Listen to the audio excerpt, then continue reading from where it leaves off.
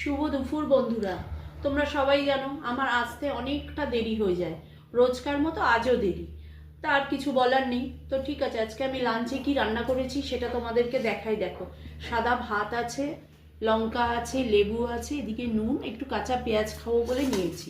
আর এদিকে দেখো আলু ভাজা, নর্মালি আলু ভাজা আছে, এটা হয়েছে। যে এদিকে ডাল রয়েছে, কেন কালকে প্রচুর খাওয়া দাওয়া হয়েছে, তো ওর জন্য আজকে একটু সিম্পল খাবারই খেতে চাই।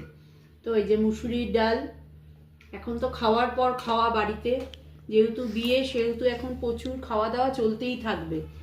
আর করেছি তোমার দেখো এদিকে ডাল নিয়েছি, আর এই যে ট্যাংরা মাছ করেছি, দেখো আলু দিয়ে বেগুন দিয়ে ঝোল ট্যাংরা মাছের, এই যে আলু ঝোল ট্যাংরা মাছের ঝোল করেছি।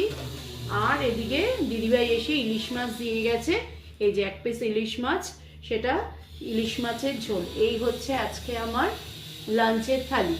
তো ঠিক আছে, দেখো এই হচ্ছে, এটাই আজকে খাবো।